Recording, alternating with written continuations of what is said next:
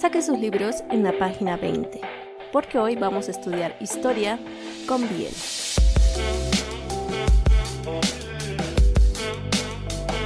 Bienvenidos, yo soy Enfi y estoy participando y organizando el Biel Day Latam 2023. Espero que todos los contenidos hayan sido de su agrado y estén disfrutándolo tanto como yo, pero todavía vienen muchos más en secuencia, así que quédense ahí. Y recuerden que todavía están a tiempo para participar e inscribirse a las Olimpiadas Biel. La fecha límite es hasta el 10 de agosto para que puedan participar de las Olimpiadas, que va a ser el sábado 12. Así que todavía pueden participar y ganar muchos premios. Este es el contenido número 11 y antes de mí estuvo Clea en su canal de YouTube, Clea Fuyoshi, con el tema el género Isekai y la popularidad que alcanzó al Biel. Muy interesante, no se lo pierdan. Y después de este contenido pueden ir a Instagram y buscar el contenido de Annie, que nos va a hablar acerca de conociendo sobre la cultura china con el Danmei. Hemos ido revisando muchos temas, muchos géneros, partiendo de lo general a temas más tranquilos, más soft como la comedia, el slice of life, yendo por la fantasía, y ahora vamos a ir un poquito a la realidad porque vamos a hablar del Biel histórico. Y antes de hablar del Biel histórico, para mí era fundamental entender a qué llamar una obra histórica. Seguramente que han visto una película, una serie de televisión, un libro inclusive que nos pueda remontar a una cierta época, a un cierto lugar que ha pasado dentro de la historia de la humanidad. Pero no necesariamente van a ser hechos verídicos, reales, muchos de ellos también misturados con la ficción o fantasía o elementos sobrenaturales. Inclusive pueden haber personajes reales o personajes ficticios.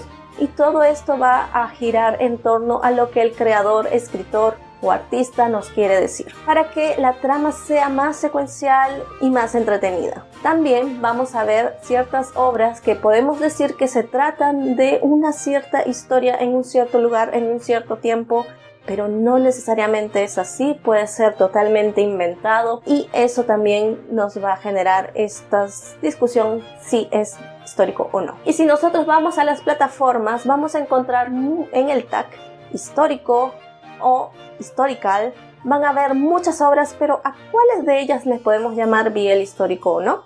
Así que vamos por partes.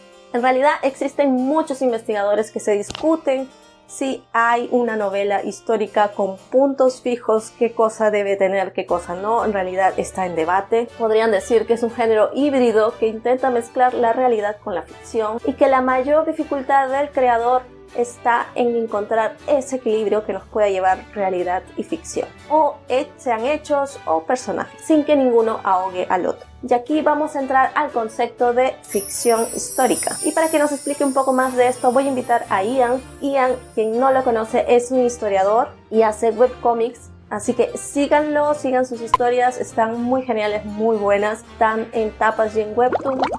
No siempre está basado en algo que sí pasó, no siempre, porque sí hay veles que sí están inspirados en cosas que sí pasaron. Pero cuando está inspirado o está basado en un periodo que sucedió, pero es una historia ficticia, es lo que conocemos como ficción histórica. No todos, pero una buena gran mayoría de los veles históricos son ficciones históricas. Que si tienen investigación, si tienen, así sea en ropa, así sea mínima la investigación que existe, y están basados están ambientados en un espacio y tiempo que sucedió, pero lo que estamos viendo pues no pasó. La entrevista completa la voy a dejar la próxima semana, ya que por motivos de tiempo no voy a poder incluir todo, pero sí estuvo muy interesante, así que si les interesa el tema, por favor esperen. Entonces, ya que entendemos un poco más sobre esta ficción histórica, hay sí unos elementos que uno debe considerar para que realmente la obra sea considerada en esta categoría. Por ejemplo, voy a nombrar a Margaret Atwood, que hace un masterclass sobre esto y indica unos ciertos detalles para considerar, como por ejemplo es la ambientación, es decir, el escenario, ¿no?, donde se encuentran los protagonistas, ya sabemos, los paisajes, todo esto que lleva alrededor y que a simple vista nos van a teletransportar en esta época. También tenemos en la trama, si es que la trama está dentro de un hecho histórico, los personajes, si estos personajes son reales o ficticios, ellos tienen que actuar de acuerdo a esta época y también pensar de acuerdo a esta época. El diálogo, los personajes tienen que tener unos ciertos modismos o formas de comunicarse como lo hacían en esa época. Y finalmente el conflicto, cosas que para esa época de repente eran impensables y ahora ya no lo son un tanto, o viceversa también. Y aparte de la ficción histórica, vamos a entrar a lo que conocemos como fantasía histórica, pero Ian nos va explicando. Pero luego está la fantasía, que la fantasía es que tienes clarísimo que no pasó, pero está ambientado en un pasado histórico. El gran ejemplo de fantasía histórica es Game of Thrones. Sí, me gusta mucho como que la distinción que estás haciendo entre ficción y fantasía, porque justamente ambos tienen en común lo histórico y ambos pueden tener en común la investigación detrás. Porque puedo investigar, no sé, cómo era, yo qué sé, Antiguo Egipto para inventarme un rollo fabuloso en Antiguo Egipto. Pero mis bases, la base de la sociedad, la relación entre las personas, cómo era su día a día, por ejemplo, pasó. O sea, lo documentas y lo encuentras. Entonces creo que son como, sí, son las dos caras de la moneda género histórico. Conversando con Ian, comentaba de que el uso de estos tags en realidad son complicados porque no distinguen lo que es una ficción de una fantasía histórica, ya que muchas veces la fantasía histórica no necesariamente llega a entrar esa curiosidad para buscar la historia de ese país o ese lugar o esa época porque no le indica o ese lugar no existe. Y ahí es donde encontré mi mayor dificultad para entender lo que era ficción histórica o fantasía histórica o llamarle a un BL histórico, porque la mayoría que encontraba era realmente fantasía histórica y no me llevaba a algo que quisiera yo investigar sobre esta cultura. Y como comentaba, van a haber muchas historias que te van a llevar a un cierto lugar, pero no necesariamente es ese lugar, como por ejemplo en Kingsmaker, que tiene sus propias reglas, su propio mapa, su propio lugar y uso de conjunción de cosas, incluso elementos fantásticos. Y por otro lado también tenemos Painter Behind the Curtain, que si bien nos recordará tal vez una época de la Revolución Francesa, un país europeo, pero en realidad es un país que no existe y que probablemente tiene bastante influencia, pero que no es real. Eso por el lado coreano, pero por el lado chino, el mayor ejemplo que tengo es Modao Sushi, que si bien nos puede recordar una China antigua, en realidad está mezclada de muchos elementos del folclore chino, porque su género es ciencia. De esto nos va a explicar mejor Annie. Y aquí podríamos identificar muchas obras que nos hagan cuestionar si son reales o no, si es ficción o es fantasía. Pero una cosa importante también está en la intención del autor, el creador o el artista. ¿Qué es lo que quiso hacer con esta obra? ¿Fue algo para educar, para informar? ¿O solamente fue un mero entretenimiento y algo que le gustaba para hacer? Es por eso que he encontrado dos entrevistas para más o menos hacer un cierto análisis de un manga y un manhwa. El manhwa no encontré la entrevista, pero también creo que está interesante.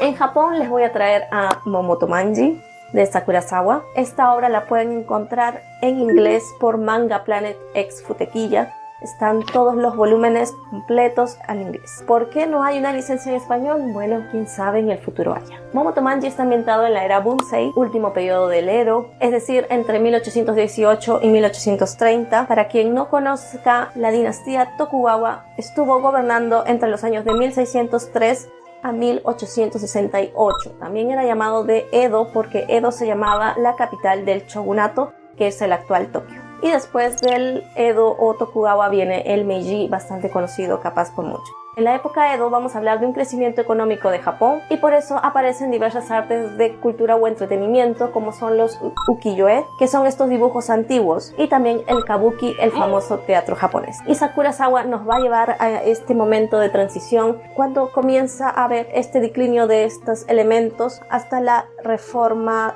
Tempo. Sakurazawa, en una entrevista con Akiko Mitsuguchi, les recomiendo muchísimo que vean esa entrevista, comentaba que la idea le surgió porque vio una serie de televisión llamada Shinsengumi en el 2004, que más o menos retrata los años de 1853. Le entró la curiosidad, comenzó a buscar más sobre los actores y se dio cuenta de que había este kabuki, y ahí entre los folletos se enteró de los ukiyo-e y así tuvo acceso a las imágenes, las vestimentas, los maquillajes de esta época. Así que su curiosidad fue aumentando y le interesó muchísimo el tema. Como buena Fuyoshi, claro que ella fantaseaba con miel en estos ukiyo-e, que en realidad habían del Nanshoku o Danshoku, que son estas historias homosexuales en el periodo Edo, pero ella se resistía un poco porque eran hombres reales y eso como que le frenaba a cierto modo, y a medida que iba investigando se daba cuenta que había muchos elementos que las series de televisión no mostraban, y es así como sí surge esta intención de mostrarlo ella en sus historias, y por eso decide hacer esto. Incluso ella comenta de que por eso sus historias tal vez se vean un poco recargadas, porque quería mostrar todo lo que había encontrado. Entonces vamos a ver que sí hay una investigación fuerte por la parte de Sakurazawa y que también nos genera a nosotros mismos buscar también información. Vamos a ver elementos, los edificios, la ciudad, los paisajes, la ropa, artefactos, pequeñas cositas que nos va dejando en sus dibujos. Incluso va a hacer mención de una revista gráfica, los métodos de lubricación y todo eso muy interesante, y siempre van a ir acompañados de una indicación al pie de cada panel. Pero la historia de Momoto Manji, bueno, tenemos a Momo o Momoki, que él fue criado como un kagema. Kagemas son los jóvenes que ofrecían servicios a obviamente hombres o mujeres desde muy temprana edad. Y él fue criado de esta forma, y a pesar de que su vida es tan cruda, vemos todavía que él irradia una inocencia y es tan lindo Momo que dan ganas de abrazarlo realmente por todo lo que ha pasado. Y un día de lluvia él conoce a Manji. Manji es un Hikeshi, que sería como un bombero de la época, y en el momento que comienza la historia ellos ya están juntos, y Manji también tiene sus propios problemas internos. Él tiene ambiciones musicales, toca la flauta, y entre los dos tratan de seguir una vida juntas, ¿no? Y en el primer volumen en realidad es como un revivir el pasado de ellos dos para entenderlos por qué están en este punto. Ya a medida que pasan los volúmenes se va desarrollando mejor. Y Momo, obviamente, como ya también está un poco mayor, ya no es un kagema. Una de las curiosidades con el estilo de esta historia es el sakayaki, que es estos peinados de la época. De hecho, Sakurazawa tuvo que hacer un Twitter en inglés para explicar qué cosa se refería con esto y por qué era importante en la época y por qué era importante retratarlo también, porque habían algunos comentarios negativos. Si bien ella recalca de que la gente que sigue la historia siempre está halagándola y que diciendo que Momo es muy kawaii, y Manji también, la gente que no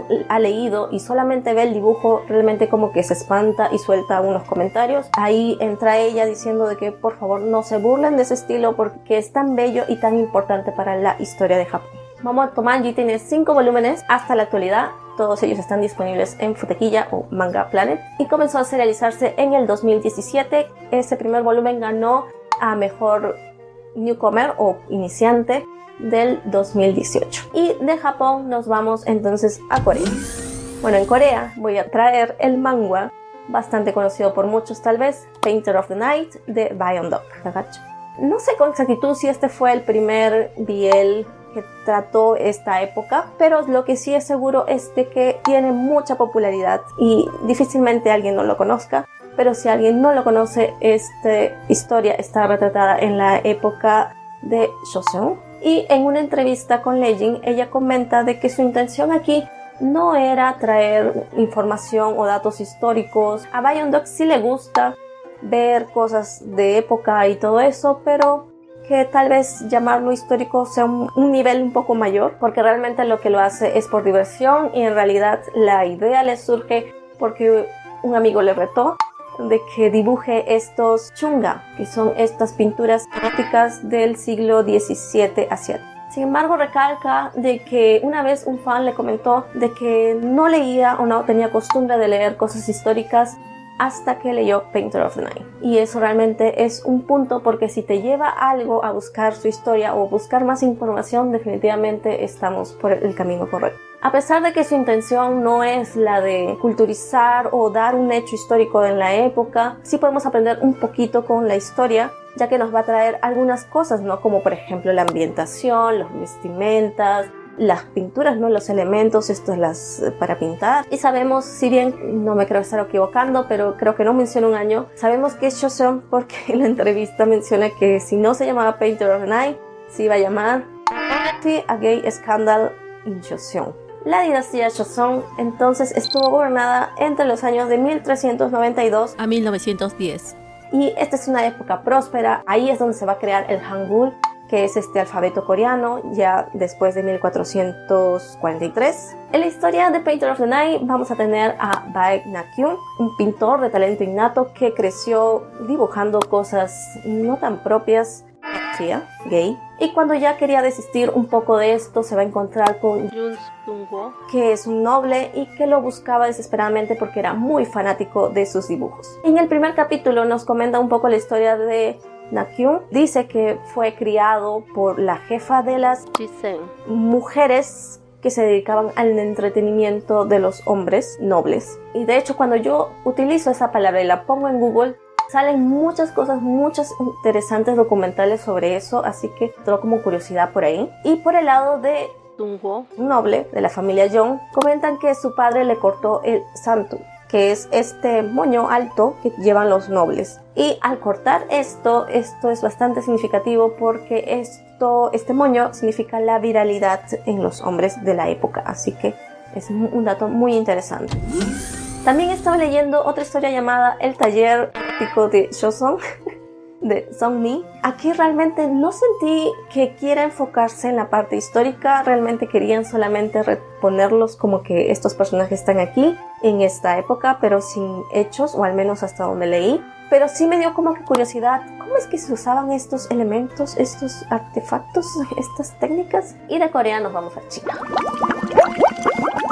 En China, como comentaba, tuve algunas dificultades porque había mucha mezcla de fantasía y cosas por el estilo. Incluso la obra que traigo aquí también tiene bastantes elementos fantásticos. Sin embargo, creo que quiso llevarme al menos a un punto en la historia y que eso lo consideré. El manga se llama The Tyrant Prince Last Promise. Esto lo encuentran en Ink Art Comics. Y aquí nos vamos a trasladar a la tercera era de la dinastía Ming, cuando Hong Sheng era el emperador, gobernó en 1627 a 1644. Y buscando información sobre este emperador, en realidad no sé si por diferencias del idioma algunos lo ponían como Hong Sheng, otros como Shong Sheng, o deliberadamente en la historia le cambiaron un poco el nombre para no parecerse exactamente. Pero sí, este emperador de la última dinastía, dicen que él intentó reformar, pero había como que mucha corrupción en esa época. Pero por la sequía y la hambruna es que esta dinastía va a decaer. La historia. Vamos a hablar del tercer hijo de este emperador, que es Jin Shao. Jin Shao acababa de regresar de un conflicto, alguna guerra tal vez, y estaba esperando su recompensa. Solo que en vez de tener una recompensa, un lugar o algo, lo que le dan es un matrimonio, y un matrimonio con un hombre, con el hijo de la casa Mu llamado Mu Han. El que se case con un hombre ya define un castigo porque significa que la línea de sucesión ya no va con él, y por eso él va a estar muy amargado y va a tratar muy mal a Mu Han, va a cometer decisiones muy malas en el camino en realidad, y al final lo van a intentar llevar preso y tal vez matar. Cuando llega a ese punto, obviamente pasan muchos años, el único que está a su lado es Mu Han, ya que todo el mundo lo dejó solo. Cuando comienzan a pasar desgracias, en un momento que está huyendo con Mu Han, porque Mu Han lo salva, y cuando huyen, él en su último pensamiento está así: volvemos a renacer, me gustaría que las cosas fueran diferentes, etcétera, etcétera.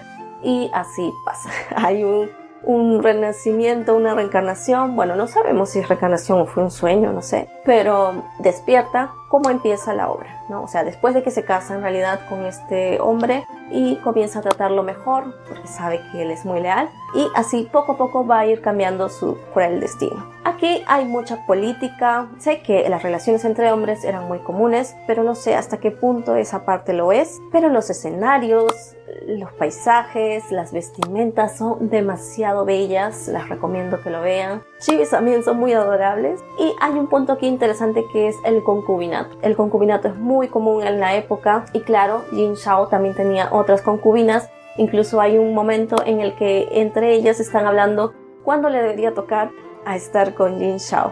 Pero Jin Shao, él sabe que estas mujeres no son tan buenas o no tuvieron un buen desenlace con él en su vida pasada, así que solamente va a querer estar con Mu Han. Esos son los 3 ejemplos un poco más profundos de lo que quería hablarles, pero también tenemos otros un poco más recientes de a partir de 1900. Por ejemplo, tenemos Aran Springa de Atsumakaya, que nos va a llevar a la época de Estados Unidos en los 80s, con los Amish y todo lo que incluía estar en esta época. Voy a dejar aquí algunos títulos que dicen que están en determinados periodos, que están licenciados en español.